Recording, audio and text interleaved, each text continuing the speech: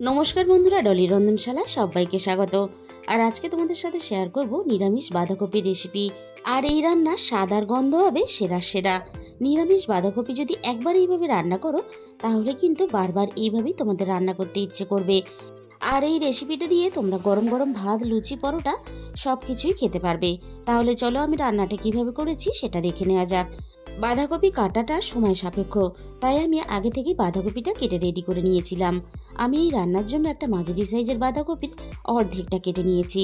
আর বাঁধাকপিটা যতটা সম্ভব ঝিরিঝিরি করে কাটা যায় ঠিক আমি কিন্তু সেইভাবেই কেটে নিয়েছি।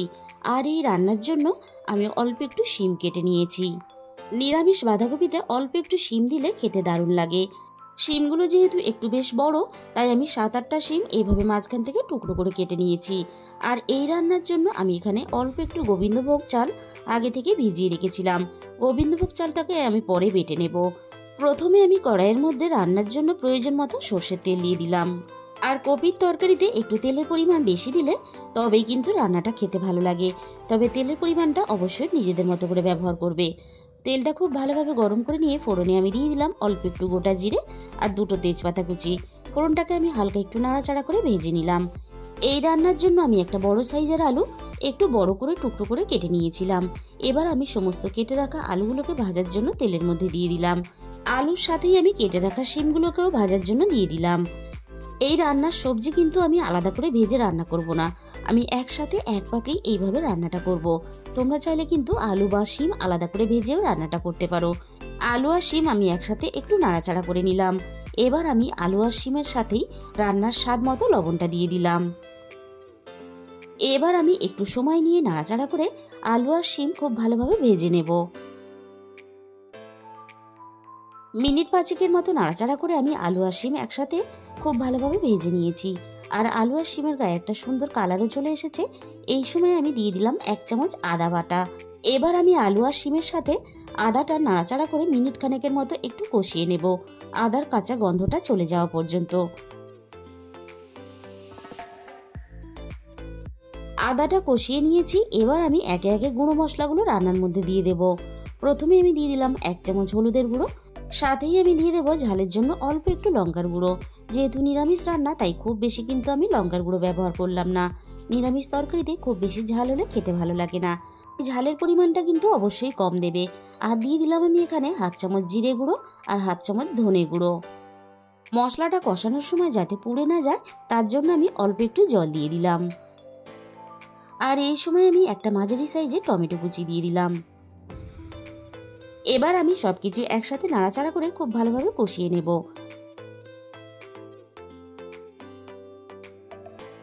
মিনিট 6-7 মতো আমি সবকিছু একসাথে নাড়াচাড়া করে খুব ভালোভাবে কষিয়ে নিয়েছি। আর টমেটোটাও বেশ আগের থেকে অনেকটাই নরম হয়ে গেছে, বাকিটা কিন্তু রান্না হতে হতেই নরম হয়ে যাবে।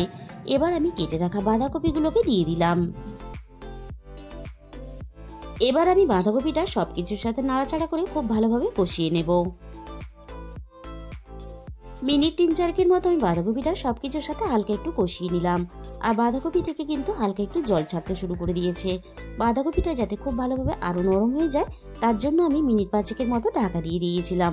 আর দেখো বাঁধাকপি থেকে কিন্তু অনেকটাই জল ছেড়ে দিয়েছে। আর ঢাকা দেবো না, এবার আমি বাঁধাকপিটা সবকিছুর সাথে এইভাবে নাড়াচাড়া করে কষাতে থাকবো। 7-8 মিনিটের মতো নাড়াচাড়া করে আমি বাঁধাকপিটা খুব ভালোভাবে কষিয়ে নিয়েছি। আর টমেটোটাও খুব ভালোভাবে নরম হয়ে সুন্দরভাবে কিন্তু রান্নার সাথে মিশে গেছে। ভিজিয়ে রাখা গোবিন্দভোগ চালটা আমি শিলপাটাতে খুব ভালোভাবে বেটে নিয়েছিলাম। এবার আমি রান্নার মধ্যে দিয়ে দিলাম। বাটি ধুয়ে অল্প একটু আমি জল দিয়ে দিলাম। আর এই অল্প একটু গোবিন্দভোগ চাল বেটে দেওয়ার জন্য রান্নার স্বাদ আর গন্ধ কিন্তু দ্বিগুণ হয়ে গেল।